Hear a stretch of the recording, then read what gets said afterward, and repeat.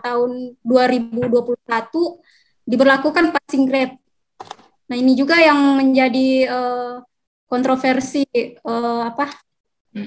sah dari kami juga sebagai peserta yang gagal di tes gitu. Betul. Banyak laporan-laporan juga dari teman-teman ya tentang kendala pada saat seleksi tersebut. Tiba-tiba sistem error. Nah, itu juga yang menyebabkan mereka gagal gitu kan, tidak bisa lanjut ke soal berikutnya gitu kan. Kasus sama nih, sama-sama kawan-kawannya banyak aturan dari Permenpan nomor 27 tahun 2001 itu banyak sih aturan yang dilabrak tadi. Ada yang dosen bahasa Inggris sendiri, bahkan lulusan luar negeri katanya.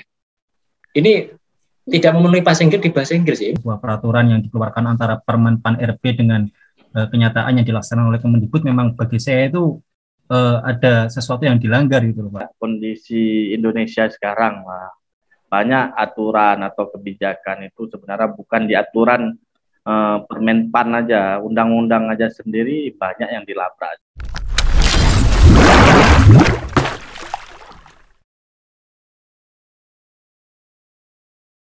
Baik, saat edukasi kali ini kita berjumpa ini bersama ada seorang atau 3 orang ini.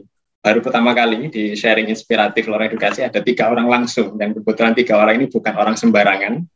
Orang-orang yang punya pengalaman di bidangnya masing-masing, dan tentunya kita ingin mengambil sesuatu pada perbincangan kali ini bersama 3 orang yang luar biasa ini. Di sini ada Rizky Hasputri. Halo Kak, apa kabar Rizky Hasputri? Alhamdulillah sehat Pak. Oke, jauh-jauh dari Sulawesi Tenggara ada Wahyu Ramadhani. Ini apa kabar Pak Wahyu Ramadhani? Dari Aceh ini kayaknya. Alhamdulillah baik. Di Aceh ya Pak? Iya, saya dari Aceh nih Pak. Apa nih? Ya. Iya, oke. Mas Rian. Ya, apa yang panggil Pak Cahyo ya? Cahyo. Ferdian saja Pak. Oh, siapa ini panggilannya? Rian ya? Rian boleh. Gimana Pak? Gimana posisi sekarang, Rian? Sekarang saya domisili di Brebes Pak. Oh, Brebes ya? Memang. J. Wah, Jawa tuh lain nih. Oke, ini kemarin kan sempat, wah ini sampai sekarang ini aromanya masih hangat ini, nuansa CPNS 2021. Nah, ini ngobrol-ngobrol masalah CPNS 2021 ini masih hangat dan masih ramai nampaknya di berbagai macam media. Kebetulan saya perhatikan juga ada beberapa kasus ini yang nampaknya sampai sekarang ini masih menjadi sorotan nih, dari kita bersama atau katakanlah mungkin dari Anda semua yang merupakan pelaku dari seleksi yang kemarin. Tapi sebelum ke sana, mungkin saya ke yang paling cantik dulu saat ini, ada Hasputri. Jadi kalau saya perhatikan dari latar belakang Anda kan luar biasa ya. Anda sempat menempuh pendidikan di IPB juga, dan saat ini menjadi seorang tidak hanya wanita yang biasa-biasa saja, tapi juga punya usaha ini namanya. Dari latar belakang Anda yang luar biasa ini, ternyata Anda masih ingin daftar CPNS kelas. Motivasinya apa sih? Motivasinya banyak, Pak. Kan saya selaku manajer di industri pertanian, kemudian pelaku usaha juga di bidang benih gitu kan. Yang namanya mengajar itu, yang namanya dosen itu sebenarnya udah punya basic dari awal itu yang namanya mengajar gitu, suka banget yang namanya mengajar. Kemudian motivasinya juga untuk menjadi dosen, pengen ikut seleksi CPNS ini. Di sini juga ingin merasa up to date lah, ketemu mahasiswa terus gitu. Mahasiswa itu kan pemuda-pemuda gitu kan, jadi biar merasa lebih muda terus gitu untuk ketemu mahasiswa gitu. Jadi biar ilmunya juga mengalir. Jadi kalau ilmu mengalir kepada mahasiswa itu terus mahasiswanya aplikasikan ke orang lain atau aplikasikan kemana saja, dan ilmunya itu bermanfaat, kan juga akan menjadi amal jariah buat saya gitu. Oke, betul. Ngomong-ngomong dari ini kan latar belakang Anda sempat menempuh di IPB. Anda nampaknya juga, saya perhatikan juga ini di YouTube-nya Rizky Hasputri ini juga bermain-main dengan ayam, dan juga banyaklah hal-hal yang mungkin tidak banyak disukai oleh mungkin kaum wanita. Kira-kira relevan tidak kira-kira keinginan Anda dengan tadi itu ingin mengabdi, ingin berbagi, menjadi dosen gitu ya. Dengan latar belakang Anda sekarang, kemudian, ini kayaknya CPNS ini menjadi peluang. Kira-kira relevan tidak menurut Anda? Atau memang sudah passion Anda sebetulnya ya ingin menjadi dosen sebetulnya? Atau bagaimana? Ya, jadi kan saya kan background-nya agronomi ya, pertanian, pendidikannya.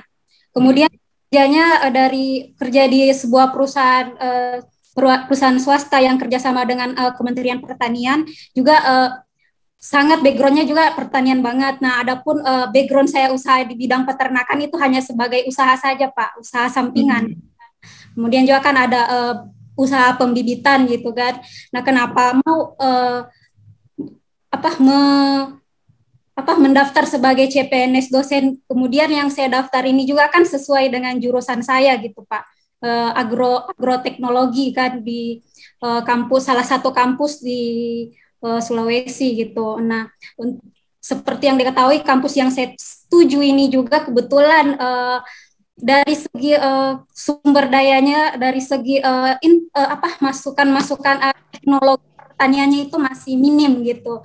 Nah, dengan insya Allah dengan hadirnya seorang yang dari industri penihan, dari yang punya background di bidang pertanian sesuai dengan bidangnya yang dimumpuni, makanya saya beralih profesi ke dosen gitu, Pak.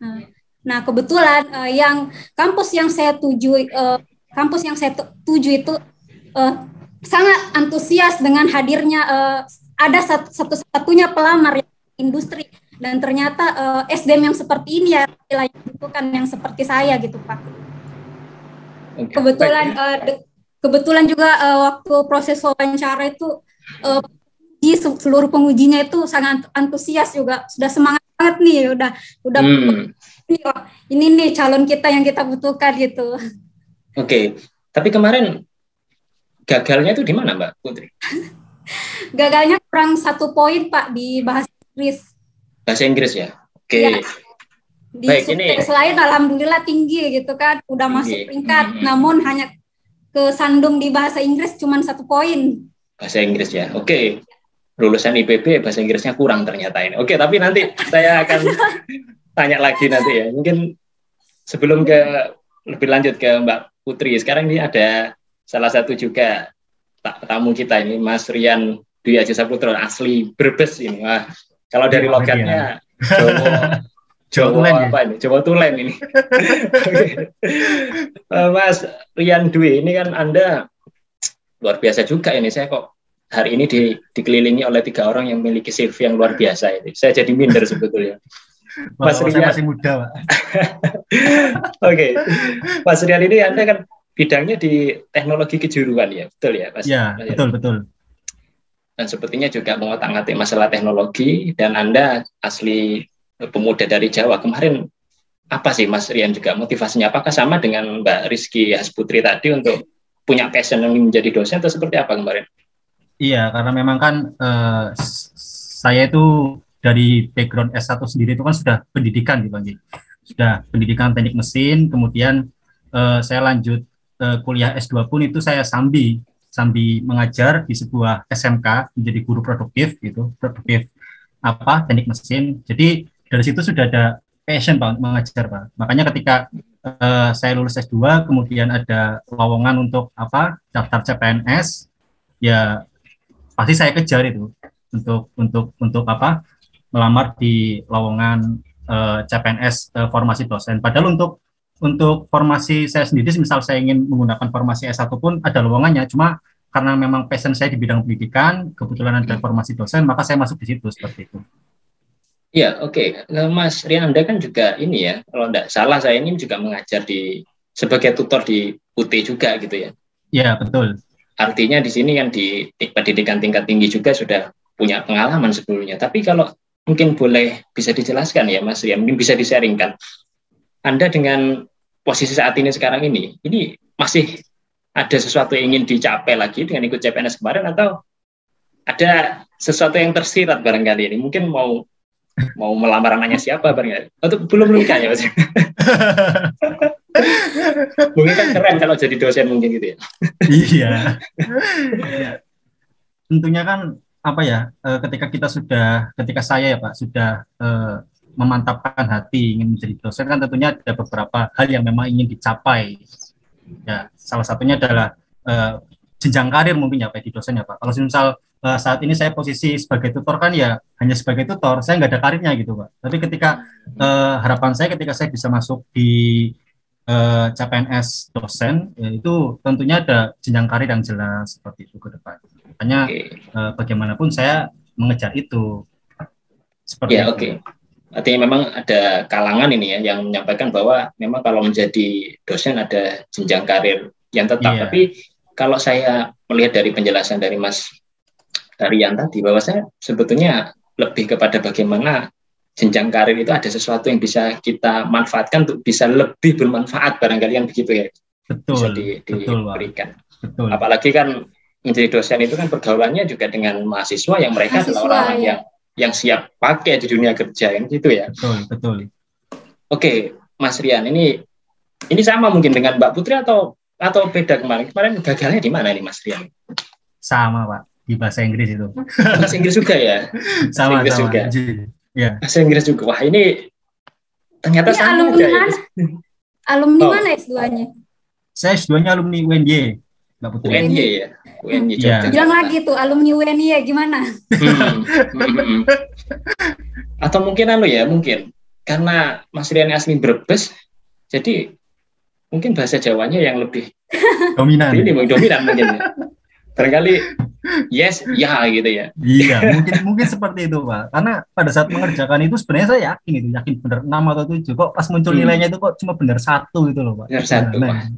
Ini ada apa? Benarnya berapa Mas? Benar 1? Benar 1 saya Kak. Wah, benar 1. Saya juga kemarin sempat karena kepedean Pak, udah yakin banyak benar saya ini, tiba-tiba keluar nilai di layar 3, saya langsung kaget Pak. 3 langsung kaget saya. Tinggal kurang 1, astagfirullah. Kurang 1. Padahal IPB sama UNY ini mentereng. Ini sepertinya Anda nggak bisa baca, belum lulus S2 harusnya Anda ini. Oke. Oke, ditahan dulu. Nanti kita ngobrol lebih lanjut lagi. Ini ada jauh-jauh tamu kita dari Aceh ini, Pak Wahyu Ramadhani. Ini saya sapa dulu, Pak Wahyu. Gimana Pak Wahyu? Alhamdulillah baik Pak Cahyo nih. Oke, Pak Wahyu ini ngomong-ngomong jadi dekan Pak ya sekarang ya? Ya, saya dekan nih jabatan sekarang. Baik, Pak Wahyu ini dekan di, kalau boleh disebut Pak, apa ini kampusnya ini? Mungkin kebanggaan dari kampus di tempatnya Pak Wahyu ini. Universitas Sains Cunyadin Langsa. Oh, Sains Cunyadin Langsa. Oke. Ya, termasuk kampus Universitas Sains Cunyadin ini baru terbentuk sih. Tahun 2014 baru terbentuk. Saya termasuk dosen pertama sih di kampus swasta yang ada di Langsa. Karena di Langsa udah di Aceh itu paling banyak kampus negeri, udah paling banyak tuh. Boleh lihat di Indonesia, seluruh Indonesia paling banyak kampus negeri itu di Aceh. Di Aceh Pak ya? Iya. Oke, mungkin Pak. di Aceh juga mungkin banyak formasi kosong ya Pak? Mungkin banyak, mungkin saya lihat juga semua kan. Masih kurang mungkin SDM di sana ya Pak? Kalau SDM sekarang dari tahun 2022 itu udah meningkat yang lulusan S2 tuh, karena banyak juga bantuan dari pemerintah yang bisa lanjut kuliah S2, S3 tadi kan. Oke. Udah banyak sih alumni. Tapi kemarin Pak Wahyu ini nyoba CPNS, apa sih Pak motivasinya Pak Wahyu? Nggak sayang nih dengan kampusnya yang sekarang ini. Itu sih sebenarnya ini sama nih pertanyaan waktu wawancara, sama juga nih pertanyaan. Apa beralih dari kampus swasta ke kampus negeri kan? Kebanyakan orang menilai lebih banyak income dari swasta ketimbang dari negeri kan? Kenyataannya Pak? Kalau kenyataannya enggak sih, jauh berbeda sih. Oke. Swasta sama negeri. Cuman tolak ukur zaman sekarang kan, kalau kita bukan PNS kan belum dianggap sukses sih. Kebanyakan orang sekarang beranggapan kalau udah jadi PNS itu udah sukses. Walaupun dari segi income lebih tinggi di swasta sebenarnya dibandingkan. Ya, ada sih. Beberapa. Di Aceh itu ada kampus swasta yang luar biasa, dia nggak mau ditawarin negeri pun tidak mau. Ada di daerah Biren itu. Makanya malah di kampus swasta yang mempunyai mobil dinas plat merah itu ya kampus itu. Kayak heran juga kok bisa dapat plat merah mereka. Kok bisa ya? Iya. Plat merah tapi bukan PTN Pak ya?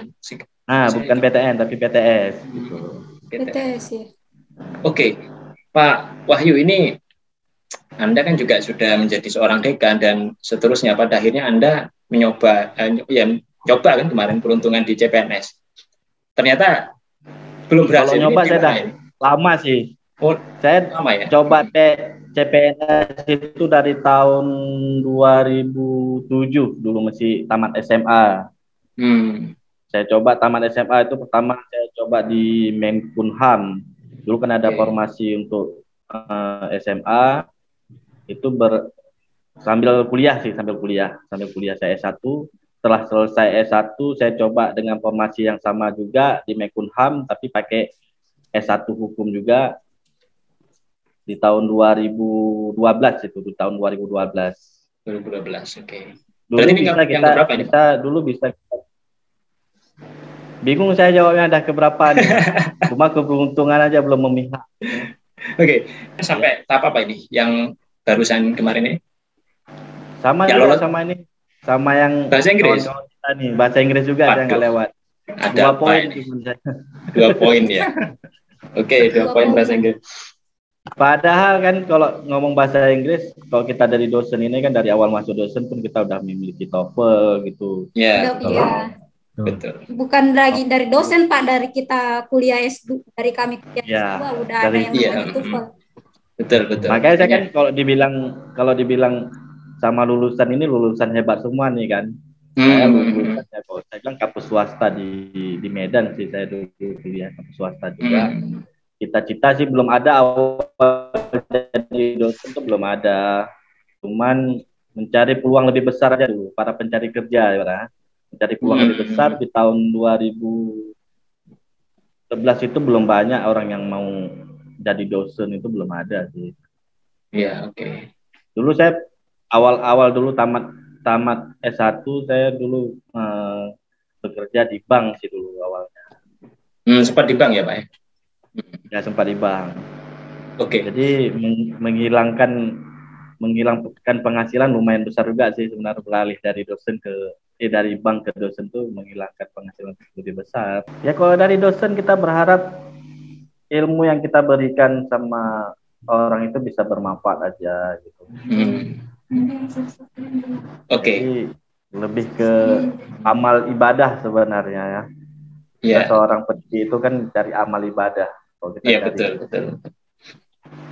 Tapi saya setuju dengan Mbak Rizky Hasputri tadi bahwa kita kan ketika kuliah S2 atau sebelum jadi dosen S2 aja sudah bahasa Inggrisnya juga sudah dites gitu ya melalui TOEFL dan mungkin sistem yang lain. Dengan kenyataan pada akhirnya Anda bertiga, mungkin bukan hanya Anda bertiga, masih banyak di belakang Anda bertiga yang juga sama-sama tidak lulus bahasa Inggris. Ini sebetulnya ada yang salah atau bagaimana sebetulnya ini? Mungkin siapa ini yang mau men-sharingkan? Mungkin Mas Rian lah kira-kira, Mas Rian mungkin. Ya. Apa ini Mas Rian? Kok semuanya bahasa Inggris ini, bertiga ini bahasa Inggris. Ini belum lagi yang lainnya juga ini, di belakang banyak kan yang bahasa Inggris ini. Iya Pak, kalau saya pribadi sendiri itu kan ketika saya mengetahui saya lolos tahap SKP ya, itu saya berkaca kepada peraturan di 2019 Pak. Aturan passing grade 2019. Di situ kan saya memang mengatur strategi gitu Pak.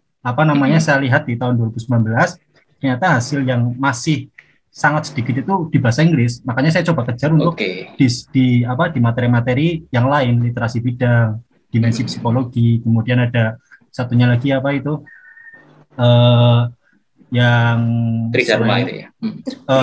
Tridharma. Betul, yang Tridharma itu. Makanya saya mengejar di situ. Saya nggak fokus di bahasa Inggris Pak, jujur Pak. Belajar saya itu memang fokus di literasi, psikologi dan satunya lagi itu. Dan ketika H-5 memang ternyata keluar peraturan passing grade dan diketahui ada passing grade di bahasa Inggris, saya cukup kelabakan. Ketika saya juga sempat ditanya sama salah satu keluarga saya, gimana persiapan? Saya jujur, ternyata ada passing grade bahasa Inggris gitu loh. Dan saya memang belum nggak karena memang bahasa Inggris itu kan sudah dipersiapkan dari sudah pernah mencoba di TOEFL dan lain-lain gitu kan. Jadi kan saya anggap ya udahlah mungkin insya Allah sama gitu kan. Ternyata terlalu pede berarti. Iya benar, pas tes saya terlalu pede gitu. Saya nggak tahu, jujur nggak tahu yang ada kabar yang sistem blok dan lain-lain gitu kan. Saya kerjakan semampu saya baca pelan-pelan, saya kerjakan yang menurut saya yakin, tapi kenyataannya ketika keluar hasilnya ya seperti itu. Oke. Itu pandangan saya gitu, Pak. Pengalaman tapi saya. Tapi memang ini ya mungkin saya ke Mbak Putri mungkin. Memang Mbak Putri kan sudah berapa kali Mbak Putri ikut ini? Yang ke berapa kali? Untuk yang 4 kali, tapi yang ketiga kalinya kalah peringkat ya. Nah ini menang peringkatnya menang, tapi salah satu subteksnya ini gagal. Jadi walaupun skor tinggi sudah nggak dianggap gitu kan, udah tetap gitu.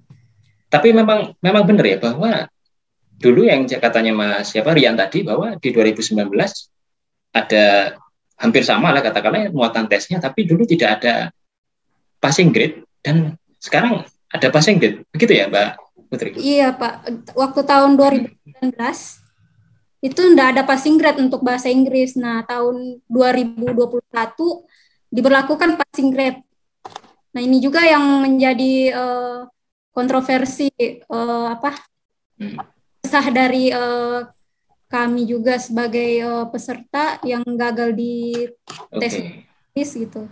Betul. Dan dalam proses seleksi tersebut juga ternyata sedang berlangsung. Kita enggak tahu kalau ada room chat yang menyatakan kalau soal bahasa Inggris itu lumayan sulit, jawabnya ini sistem blok saja. Kita enggak tahu kalau ada rame-rame gitu kan. Belum mengikuti seperti itu. Tapi begini ya, kalau ini saya mungkin juga artinya juga pernah ikut tes TOEFL itu juga. Kita kan di tes TOEFL itu ya dihadapkan dengan soal-soal ada reading di sana, kemudian ada listening, ada structure kan begitu ya. Dan itu menurut saya pribadi soal-soal semacam itu ya sudah menjadi standar baku lah. Kalau mungkin menurut kacamata ini, mungkin Pak Wahyu ini kira-kira yang dari Aceh ini melihat soal bahasa Inggris yang kemarin ini, itu apa jauh berbeda dari TOEFL atau bagaimana sebetulnya sih Pak Wahyu? Kalau dari saya soal kemarin bingung saya kok mau jelasin ya, karena dia kan pakai waktu. Kalau kita baca itu kan agak banyak temakan waktu juga. Lebih banyak sih soal cerita lebih ke dunia pendidikan juga sih sebenarnya. Cerita gitu. Kalau Mbak Putri gimana Mbak Putri? Menjawabnya. Oke. Kalau Mbak Putri sendiri ini kan pastilah saya tidak meragukan lah IPB gitu ya, pasti sudah 500 plus gitu ya. Ternyata kok cuma 3 ini kemarin seperti apa kira-kira? Udah sering tes TOEFL malah Pak. Udah sering ya. Kaget juga Pak, nggak nyangka tiba-tiba keluar di layar kok 3 gitu loh. Awalnya udah percaya diri bilang udah yakin ini benar, tapi setelah keluar di layar 3. Mbak Putri ini, kalau Mbak Putri habis ujian itu muncul skornya di layar ya? Live score Pak, live score langsung muncul di layar skornya. Tapi begini, saya mendapat informasi nggak ada live score-nya, tidak ada live score. Tidak ada live score, habis itu ya nilai kita pasca habis SKB itu nilainya muncul di sore. Saya ujian pagi, sore baru muncul skornya tadi. Oke, saya juga dapat laporan seperti Pak Wahyu ini, katanya di beberapa tempat nilainya baru, misalkan ujian pagi baru sorenya, ada yang seperti itu. Gimana Mas Rian, mungkin apa juga bagaimana? Kalau saya sih nggak sampai sore sih Pak, cuma saya kan waktu itu tes sekitar jam 9 kayak sesi 2 itu, saya jam 9 atau jam 10 itu. Kemudian sekitar 2 jam setelahnya, siang habis zuhur jam 1 itu langsung diupload di web UNY-nya gitu kan. Saya tes kebetulan di UNY seperti itu di Jogja. Oke. Ya, artinya ada tidak sama ya, ada yang betul. Oke. Tapi iya Pak. Gimana? Saya tambahkan sedikit, sebenarnya banyak laporan-laporan juga dari teman-teman ya tentang kendala pada saat seleksi tersebut, kayak tiba-tiba sistem error. Nah, itu juga yang menyebabkan mereka gagal gitu kan, tidak bisa lanjut ke soal berikutnya gitu kan. Nah, itu kan sedangkan waktu terus berjalan gitu kan. Nah, itu kan salah satu penyebab tidak passing grade dalam satu subtes gitu kan. Itu ada laporan seperti itu juga. Nah. Oke. Artinya memang kalau dikatakan ini kan kalau yang SKD sebelum masuk SKB kan ada tes SKD itu memang CAT full ya, artinya peserta itu ikut ujian kemudian langsung lolos, skornya langsung muncul kan di monitor kan, katakanlah seperti itu. Kalau SKB ternyata kasusnya bermacam-macam seperti bermacam-macam. Iya. Oke. Ini tapi ngomong-ngomong ini sebetulnya dari tadi Mas Rian sempat menjelaskan juga ya mengenai ternyata SKB bahasa Inggris ini memang banyak yang menjadi momok katakanlah di teman-teman ini. Tapi sebetulnya yang jadi persoalan itu memang SKB di bahasa Inggris atau sebetulnya ini memang sistemnya yang tadi katanya baru ada bahasa Inggris baru tahu, atau dua-duanya ini jadi problem sebetulnya. Ini gimana ini kira-kira? Mungkin siapa? Mas Rian mungkin.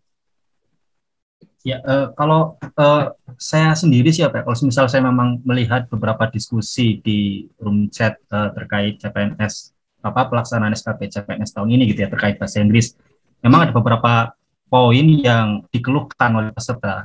Jadi yang diantaranya adalah satu, informasi terkait passing grade yang memang terlalu mendadak ya Pak ya, H-5 sebelum pelaksanaan SKB itu kan memang yang mungkin yang seperti saya jelaskan tadi, kita sudah persiapkan atur strategi mana yang kemungkinan poin yang bisa saya maksimalkan, mana yang mungkin istilahnya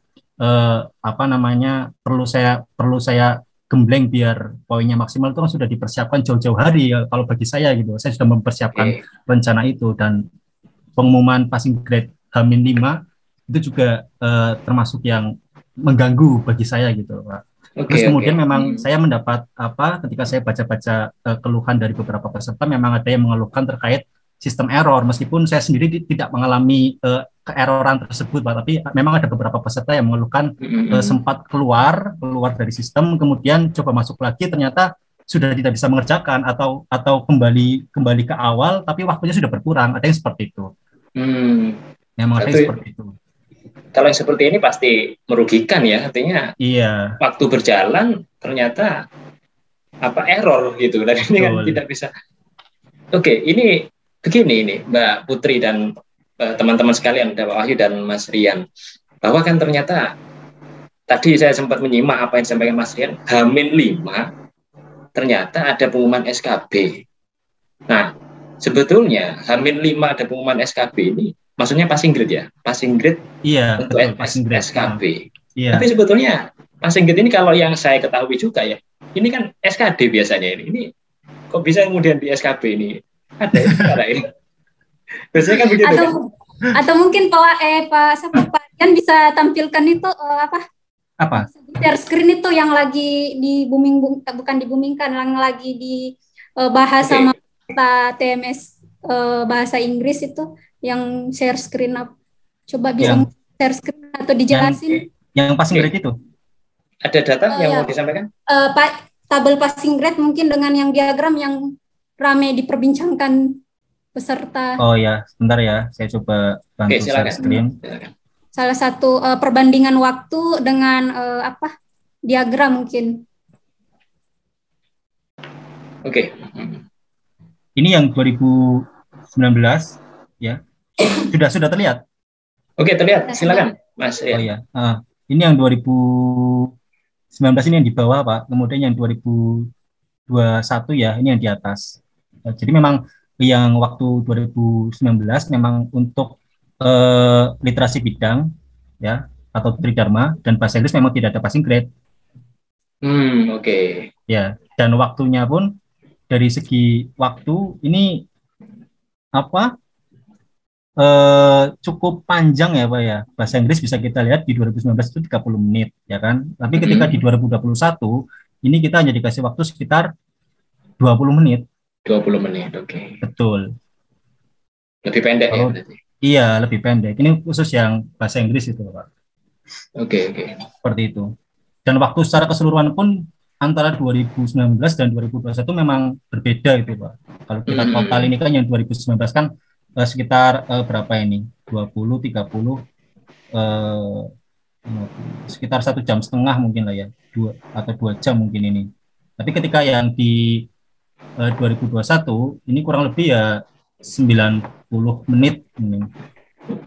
Oke. Memang ada perbedaan waktu dan tentang aturan passing grade ini antara 2019 dan 2021.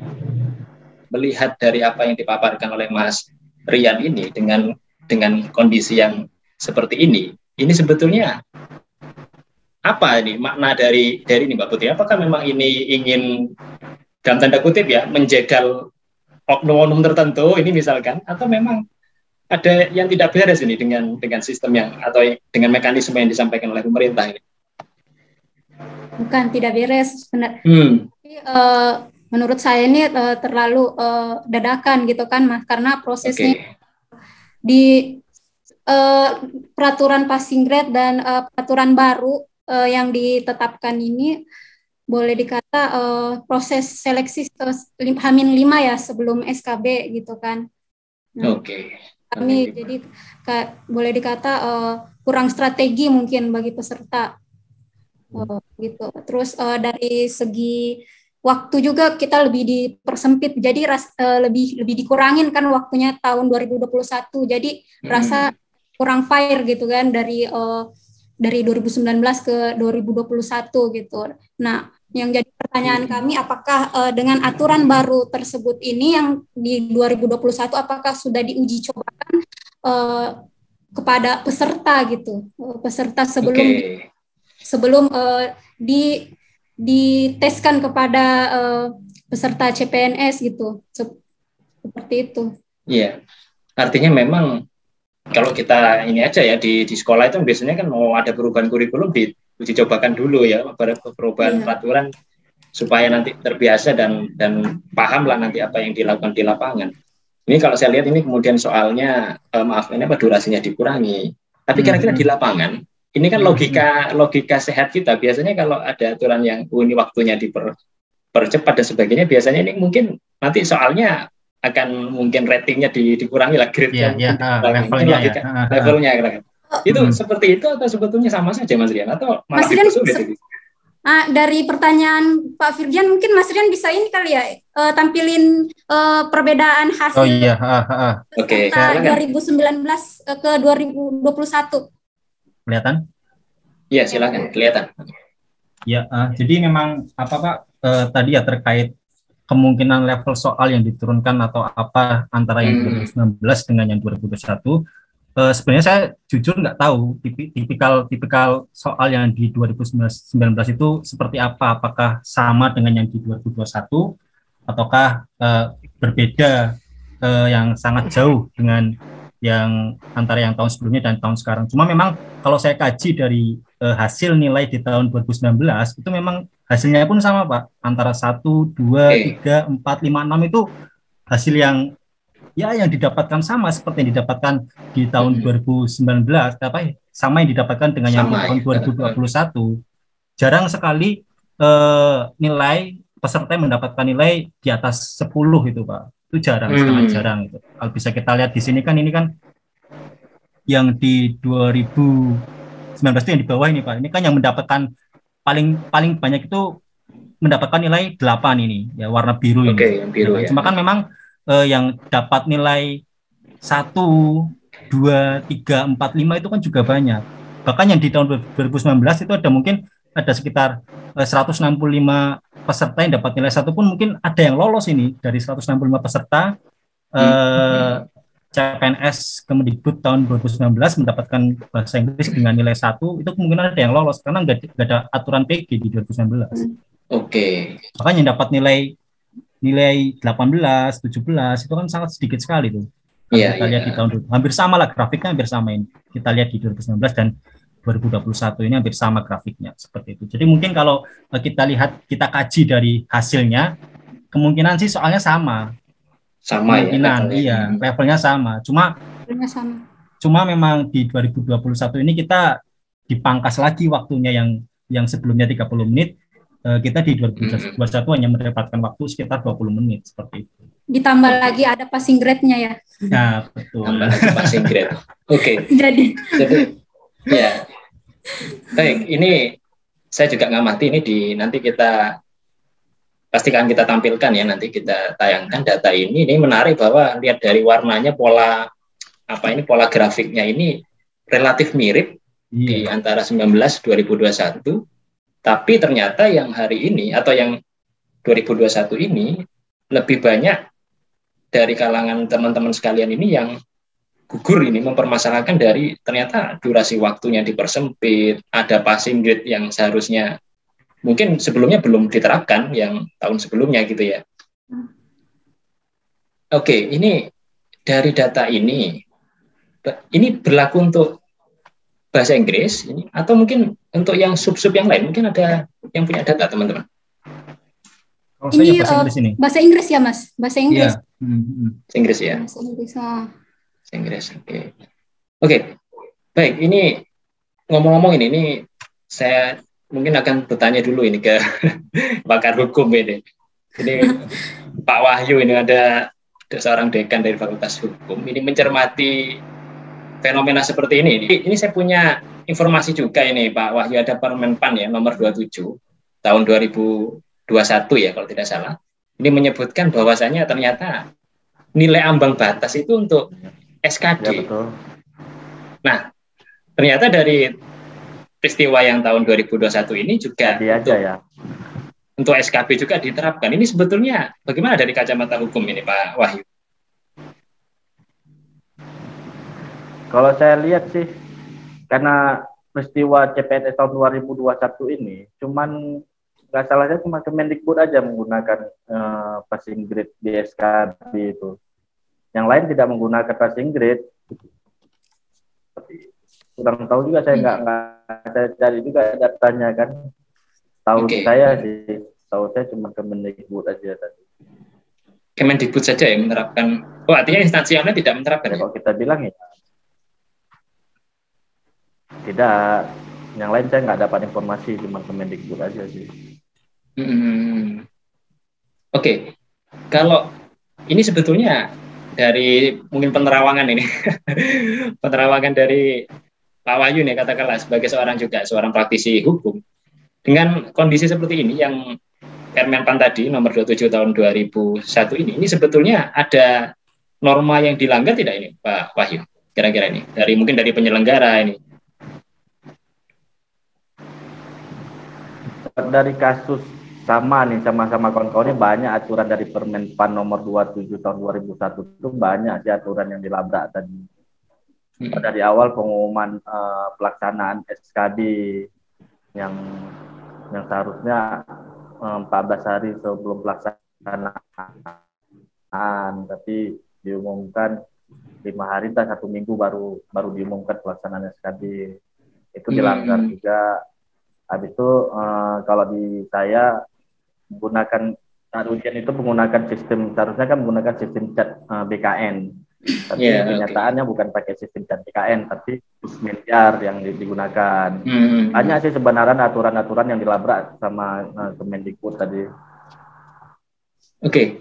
Dengan aturan-aturan yang dilabrak tadi ya, yang dilanggar oleh. Kalau saya lihat lagi ada si malakama sebenarnya si Kemendikbud tadi. Karena menggunakan passing grade ini sebenarnya supaya optimal menurut mereka mungkin. Karena banyak yang mendaftar sebagai dosen di tahun 2021 ini. Jadi ada juga yang teman saya sih di dosen juga di kampus saya. Dia di SKD-nya itu kita bilang ranking 20 entah 16 gitu. Tapi dia lulus SKB, lulus CPNS di tahun ini karena kan ada peluang tadi karena ada passing grade tadi kebetulan. Jadi dia bisa meloncat terus, bisa loncat dengan mudah dia loncat tadi. Dari ranking 16 lah kita bilang, dari ranking 16 itu dia bisa langsung langsung ke ranking 4. Nah, karena yang dibutuhkan dosennya cuma 4, ya mungkin jadi masuk di nomor 4 tadi, karena dia lewat tadi passing grade tadi. Di situ keuntungan peserta CPNS tahun ini. Oke. Tadi benar. Ya, mungkin ini saya menyambung ya, bahwa saya juga ini ngamati juga bahwa saya ternyata dengan yang saat ini itu ada yang apa istilahnya TMS gitu ya, TMS 1. Dan itu merupakan peserta dengan nilai yang tertinggi. Banyak seperti itu ya. Mbak Putri mungkin bisa menjelaskan. Mas Rian kan juga nilainya tertinggi kan. Oh, oke. Kebetulan begini Pak, ini dari cerita dari khusus di formasi saya gini. Jadi kan pendaftar 19 orang. Pendaftar 19 orang, terus yang masuk ke tahap SKB 12 orang, 12 orang, tapi saya juga kaget kok hanya 11 orang yang terdaftar, dan ternyata yang lolos itu yang tadinya itu peringkat 10 naik ke 4 gitu. Jadi dia masuk peringkingan gitu, seperti yang dibilang Pak Wahyu tadi gitu. Oke. Jadi peringkat yang boleh dikata yang di bawah itu karena adanya passing grade ini bisa menjadi keuntungan buat mereka gitu kan. Jadi walaupun peserta yang nilainya tinggi, namun ada salah satu subtes yang tidak memenuhi syarat, itu sudah dianggap gagal, tidak ada gunanya lagi gitu. Oke. Kalau begitu banyak peserta yang nilainya tinggi ternyata dalam tanda kutip disalib gitu. Adil nggak sih sebetulnya? Kalau menurut Mas Rian gimana? Mas Rian yang nilainya paling tinggi nih kayaknya di Indonesia kayaknya. Enggak, masih ada yang lebih tinggi lagi sepertinya. Kebetulan saya tuh untuk yang CPNS Kemdikbud ya Mas Rian paling oh. Oke, Mas Rian, gimana Mas Rian? Tapi sayangnya TMS 1. Betul. Jadi kebetulan saya daftar formasi itu satu formasinya apa yang dibutuhkan, satu formasi, kemudian yang daftar itu awalnya ada 5 orang, kemudian tersaring menjadi 3 orang. Kebetulan saya dapat total skor itu di SKD itu 455, itu sudah selisih 55 poin dengan peserta nomor 2. Peserta nomor 2 kurang lebih sekitar 402 atau 403, sekitar selisih 50 poinan lah. Di situ kan memang kalau saya hitung kan memang sudah selisih persentase 40% itu kan udah lumayan jauh gitu. Tapi memang ternyata ketika di SKB itu ada satu subtes yang tidak PG, ya mau nggak mau tersalib. Kalau ditanya adil nggak, yo dikatakan adil juga bagi saya kurang adil, Pak. Kurang adil ya. Iya, oke. Karena kan memang kan secara kalau misalnya kita bicara kompetensi ya, Pak, kompetensi dosen kan tidak mencakup itu, tidak mencakup bahasa Inggris. Bahasa Inggris itu menurut saya sesuatu yang bisa dipelajari gitu loh. Bagi saya gitu kan. Beda dengan mungkin yang memang tercantum di di 4 kompetensi dosen seperti profesionalisme gitu kan. Itu kan memang yang wajib dimiliki gitu. Cuma kan memang kalau misal bahasa Inggris kan bagi saya itu hal yang bisa dilatih, bisa dikembangkan lagi gitu. Seperti itu, Pak. Tapi saya dengar juga ya bahwa ternyata ada yang dosen bahasa Inggris sendiri, bahkan lulusan luar negeri katanya. Ini tidak memenuhi passing grade di bahasa Inggris ya. Ini kan tidak. Ya gimana ya? Lucu juga sebetulnya. Kemarin kalau mau sempat diundang ke podcast Bapak, kebetulan hilang kontak ya karena dia lagi healing. Mungkin karena shock bidangnya sendiri kok tidak bisa lolos gitu ya. Nggak bisa lolos. Jadi dia pergi healing gitu, hilang kontak. Kalau kita mau undang ke podcast ini. Iya. Kenapa bisa seperti itu gitu kan? Oke. Ini juga menarik ini rekan-rekan sekalian bahwa dengan soal bahasa Inggris yang tadi sudah dipaparkan datanya oleh Mas Rian tadi, ternyata banyak juga yang teman-teman peserta yang lain ini, yang saya juga dapatkan informasinya, menjawab itu dengan sistem blokade katanya gitu ya. Itu kan berarti sama aja dengan kalau di Jawa itu Pak Patung, ini mungkin Mas Rian tahu, Pak Patung, gitu. Tepat-tepaan tapi untung gitu ya. Jadi menjamin kualitas aja sebetulnya. Ini gimana nih Pak Putri dah mungkin? Aduh, jadi kalau masalah menjamin kualitas mungkin apa ya? faktor keberuntungan itu tepatnya Pak. Keberuntungan, oke. Faktor keberuntungan bagi mereka gitu kan. Apalagi di formasi saya ini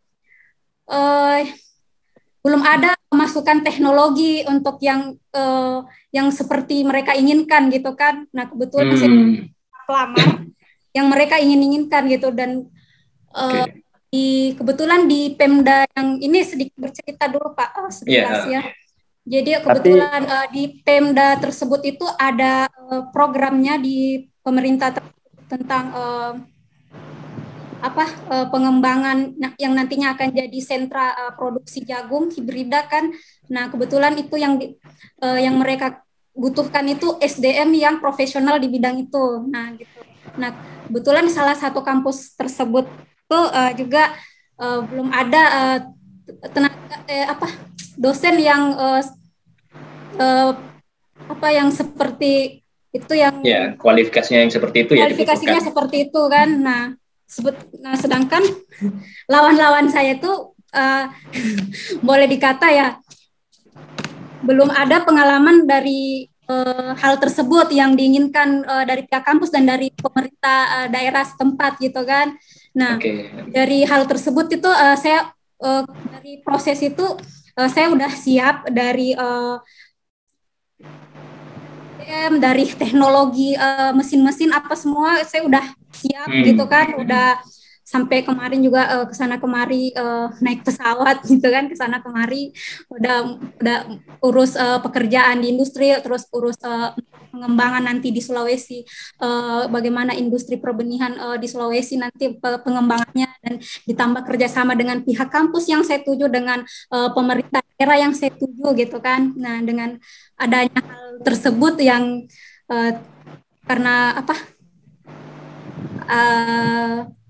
karena bahasa Inggris ya. Jadi boleh dikata rasanya kurang fair juga gitu untuk dari segi kita masing-masing gitu kan. Gitu. Padahal yang dari segi kualifikasi, dari segi kompeten di bidang yang mereka inginkan itu salah satunya di formasi saya itu seperti saya gitu kan, bukan mau menguji diri Pak, tapi yang seperti ini. Dan pada waktu wawancara dan mikro-teaching juga mereka memuji dari awal sampai akhir, dan terbukti setelah nilai keluar, saya enggak nyangka kok bisa saingan saya itu nilai mereka itu wawancaranya, mikro-teachingnya itu lebih rendah dibanding lebih rendah mereka gitu. Nah di situ kan mereka juga nilai dari segi pengalaman kerja kita sesuai dengan formasi yang dilamar. Apa yang kita miliki, SDM maksudnya sumber daya yang dimiliki. Kemudian sempat ditanya, apa sih misimu untuk masuk di sini? Udah saya jawab, nantinya mahasiswa saya akan menghasilkan lulusan yang kompeten, yang mampu mengelola sumber daya nabati yang berkelanjutan dan berkarakter. Nah setelah saya paparkan misi saya, terus bapaknya itu jadi semangat, wah semoga bisa ya Mbak, dan seterusnya gitu, ngomongnya udah semangat banget, udah yakin nih, udah sayang masuk gitu. Setelah dilihat dari segi hasil total nilai SKD dan SKB, alhamdulillah saya masuk, maksudnya kalau di ranking ya masuk ke peringkat, namun karena adanya passing grade bahasa Inggris, nah kami yang berperingkat terbaik itu jadi tersingkir gitu Pak. Artinya mungkin informasi cukup banyak ya di belakang. Tapi ada informasi banyak informasi di sosial media sudah tersebar di sosial media, mungkin ada data-data yang sudah ditampilkan di sosial media, peserta yang berperingkat terbaik, jumlah peserta yang berperingkat terbaik itu udah tersebar di sosial media, udah banyak. Ini juga ada yang cerita ya ke saya juga kemarin juga ada yang sempat cerita beberapa waktu yang lalu bahwa ternyata ketika micro teaching ya, ini kan untuk dosen ya, ada micro teaching, ada wawancara, ternyata penseleksi atau katakanlah pihak dari universitas yang bersangkutan itu ternyata tidak tahu kalau ternyata yang bersangkutan ini minus di bahasa Inggris. Padahal ketika diwawancarai itu sudah positif, artinya sudah mendapatkan nilai tertinggi ya di micro teaching. Tapi ternyata baru tahu setelah hasil akhirnya loh, ternyata si A ini gak lulus gara-gara di bahasa Inggris. Ternyata kok ada yang seperti itu ya, mungkin juga banyak ya mungkin ya. Ini ada yang bercerita ke saya seperti itu. Karena nggak tahu ini yang menseleksi itu. Tahunya baru setelah diumumkan hasilnya loh. Saya kira Anda yang lolos ini. Ternyata iya, seharusnya sih. Seharusnya Gimana? kalau seandainya sudah tidak lulus satu subtes bahasa Inggris, setelah kita bilang nggak lulus itu nggak usah ikut lagi Nggak usah lanjut lah ya. sama wawancara. Sebenarnya kita dari awal udah di PHP sebenarnya kan. Iya. Untuk apa kita udah nggak lewat bahasa Inggris salah satu, ngapain ikut lagi subtes berikutnya gitu. Betul. Iya, oke. Pak Wahyu mungkin apa Pak Wahyu dari sini Pak Wahyu, dari hasil yang sudah katakanlah sudah keluar ini, mungkin sudah keluar atau mungkin masih ada sanggah atau bagaimana? Apa tindak lanjutnya kira-kira dari sini? Tindakan yang dilakukan sudah melakukan sanggahan, sudah melakukan pengaduan di web Ijen Kemendikbud, melakukan pengaduan di Ombudsman, dan bahkan teman-teman atau peserta lain ada yang melakukan tindakan lebih dari itu dengan harapan adanya perankingan. Menurut data dari yang sudah banyak tersebar di media, kurang lebih 597 peserta peringkat terbaik gagal SKB. Emang sebenarnya kalau dari kementerian menurut saya itu dibuat SKB ulang sebenarnya biar aman. Kalau nggak dibuat SKB ulang bahkan ribut terus namanya. Iya. Oke, jadi memang ini ya serba simalakama juga ya, artinya mau saya juga bisa merasakan nih suasana kebatinan dari teman-teman semuanya ini. Tapi kalau ini dibiarkan begini memang apa ini menyelesaikan masalah ya atau bagaimana nih mungkin pandangan teman-teman ini. Tapi memang gini ya, bahwa terlepas dari masalah menggugat atau tidak menggugat, bahwa ini memang cacat prosedural ya. Teman-teman mungkin sepakat seperti itu atau bagaimana? Kalau saya tangkap dari penjelasan juga dari Pak Wahyu tadi, banyak pasal-pasal yang dilanggar dari Permen PAN tadi itu. Kalau dari saya sih gini Pak, istilahnya saya bukan orang hukum ya, cuma kan saya kan istilahnya orang non hukum yang memandang sebuah peraturan yang dikeluarkan antara Permen PAN RB dengan kenyataan yang dilaksanakan oleh Kemendikbud, memang bagi saya itu ada sesuatu yang dilanggar gitu loh Pak. Contohnya semisal tadi yang aturan harusnya aturan terkait tes secara keseluruhan itu sudah diinformasikan sejak awal lowongan itu disebarluaskan ke masyarakat seperti itu. Karena kan memang kan kalau saya nggak salah baca itu ada salah satu di Permen PAN RB yang mengatakan bahwasanya 10 hari sebelum teknis terkait tes itu diinformasikan, itu harus sudah disetujui oleh menteri.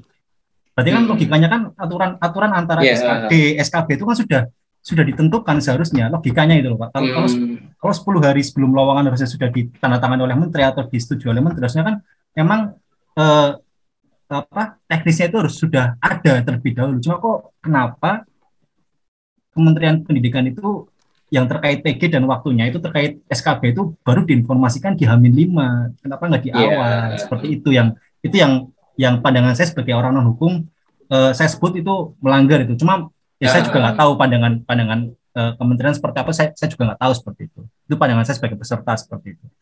Ya, artinya memang ketika sudah ada peraturan diketok palu, harusnya memang sudah segera diinformasikan. Malah ternyata H-5 ini kan membuat tidak siap, mungkin persiapan juga kurang dan seterusnya. Tapi ini dari teman-teman sebenarnya sudah satu suara namanya, itu memang ini ada masalah ini di peraturan dari pelaksanaan sendiri, teknis maupun juga mungkin landasan filosofisnya ya, harusnya H-10 minimal, ternyata dilanggar sendiri, ada sesuatu yang salah. Nah, kalau tadi dari Pak Wahyu bahwa ya menggugat dan tidak menggugat itu nanti bisa menjadi sebuah dilematis sendiri, tapi kira-kira Pak Wahyu sebagai seorang praktisi hukum ini mencermati adanya pelanggaran seperti ini dilakukan oleh kementerian negara ini, katakanlah oleh pemangku kebijakan ini, bagaimana nasib ke depan untuk mungkin pelaksanaan tes-tes yang sejenis atau dan seterusnya lah kira-kira Dari kacamata Pak Wahyu bagaimana? Ini kok kacamata hukum sih namanya aturan ya harus tetap ditegakkan kan, dijalankan kebijakan kalau kita bilang. Tapi mungkin Mas tahu atau Pak tahu nih gimana kondisi Indonesia sekarang lah. Banyak aturan atau kebijakan itu sebenarnya bukan di aturan Permenpan aja, undang-undang aja sendiri banyak yang dilabrak. Yang dilabrak. Okay. Nah, kita kadang gini lah, yang dilema orang hukum sih kalau ditanya gimana sih pendapat hukum. Tapi kita masyarakat banyak yang lihat ke yang nyatanya, yang kejadiannya gimana gitu. Kok nggak sesuai ini, kok nggak sesuai itu kan. Jadi sebagai orang hukum ya teorinya, kalau kita bilang secara teorinya ya begitu, tapi dalam prakteknya ya kebanyakan berbeda. Kalau kita bilang ya aturannya sih nggak salah, tapi kalau saya lihat sih orang-orang yang di dalamnya yang banyak salah. Implementasinya itu ya. Oke, baik. Ini ngomong-ngomong juga ada petisi ya katanya, betul ya Mbak Putri? Iya, petisi dibuat waktu kapan ya Mas Rian petisi dibuat? Udah lama ya? Udah bulan yang lalu ya? Iya. Udah tersebar. Gitu. Oke. Udah sekitar seribuan lebih yang itu sebelum pengumuman pertama diinformasikan itu sudah ada petisi seperti itu. Oke, baik, ini apa ini kemudian harapan dari ya peristiwa inilah, katakan harapan ke depannya. Tadi Mbak Putri juga sudah menjelaskan bahwa ternyata pihak kampus yang dituju oleh Anda tadi kan welcome sebetulnya dan sangat menyayangkan. Ternyata bibit unggul seperti Rizky Asputri harus mohon maaf gitu ya, tidak bisa terima gara-gara TMS. Apa mungkin Mbak Putri yang bisa Anda sampaikan di sini? Ya, harapan saya sih mudah-mudahan nanti ke depannya gitu kan Kemendikbudristek ini terus berbenah dalam proses seleksi CPNS ini agar tidak ada pihak-pihak yang merasa dirugikan, karena seperti yang diketahui bahwa dalam proses seleksi ini semua peserta itu pasti punya banyak pengorbanan gitu, mulai dari tahap administrasi, bukan hanya mulai dari tahap administrasi. Sebelum administrasi mungkin ada yang sudah persiapkan diri entah setahun sebelumnya, mulai dari beli buku atau ikut bimbingan atau gimana gitu kan, sudah punya banyak pengorbanan gitu, dan masuk ke tahap administrasi, terus lanjut ke SKD, kemudian lanjut lagi ke SKB sampai di tahap akhir gitu kan, dan udah yakin bahwa dirinya nanti akan lulus dengan peringkat terbaik gitu kan. Nah, dengan masuk ke tahap sampai ke tahap akhir itu kan tidak semua orang bisa gitu Pak kan. Iya, betul. Bisa gitu, dan butuh banyak pengorbanan, entah dari segi waktu, biaya, dan lain-lain lah, semuanya ada pengorbanan di situ kan. Dan ketika ada aturan yang merasa mungkin peserta mungkin merasa kurang fair gitu kan, jadi disitulah peserta merasa korban gitu kan, maksudnya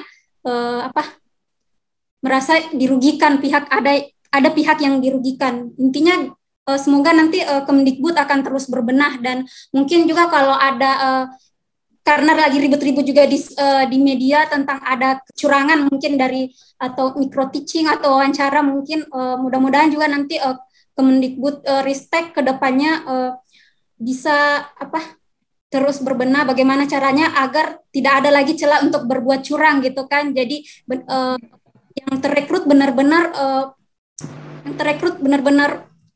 SDM yang berkualitas, yang kompeten di bidangnya gitu. Oke. Itu saja dari saya, Pak. Oke. Kalau Mas Rian, apa yang bisa disampaikan di sini? Kalau dari saya sendiri ya mungkin hampir sama dengan Mbak Putri ya, Pak. Istilahnya kalau bisa ya memang kedepannya harus lebih fair dalam penegakan implementasi aturan, kemudian juga pelaksanaan teknis pelaksanaan baik dari SKD sampai SKB sampai pengumuman kelulusan itu memang harus bisa diterapkan dengan baik ya, karena kan memang kalau saya pribadi baca di Permenpan itu sudah bagus Pak, sudah bagus.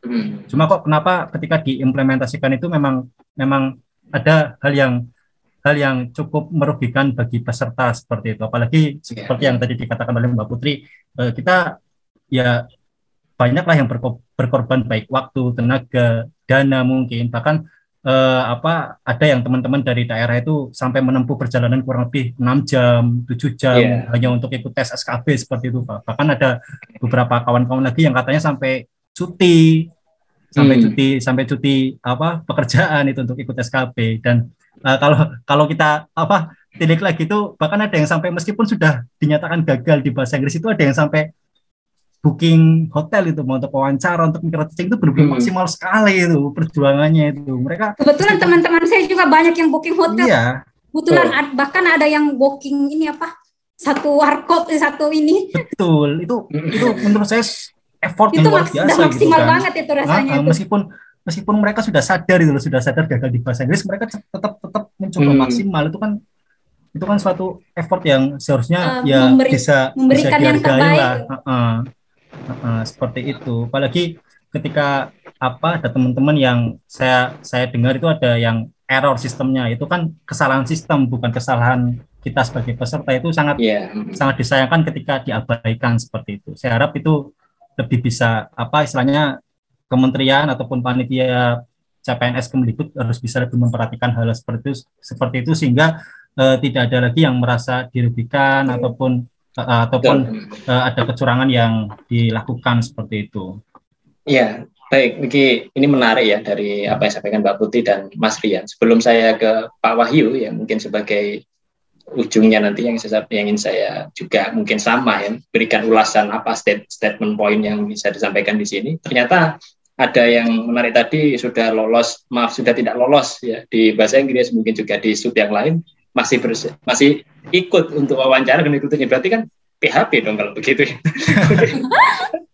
Baik, agar ini supaya mungkin tidak terulang atau apalah mungkin bahasa hukumnya Pak Wahyu lebih tahu ini bagaimana Pak Wahyu menyikapi ini dan apa yang disampaikan agar mungkin PHP yang seperti ini enggak, kalau saya boleh mengistilahkan PHP-nya tidak terulang lagi. Mungkin kan di tahun 2021 ini para peserta calon dosen Kementerian Pendidikan dan Kebudayaan ini mungkin banyak belum beruntung sih. Banyak belum beruntung. Tapi kalau saya ikutin alur saya udah tes di Kemendikbud ini di 2 tahun belakangan 2018 itu nggak salah saya, itu banyak yang beruntung juga.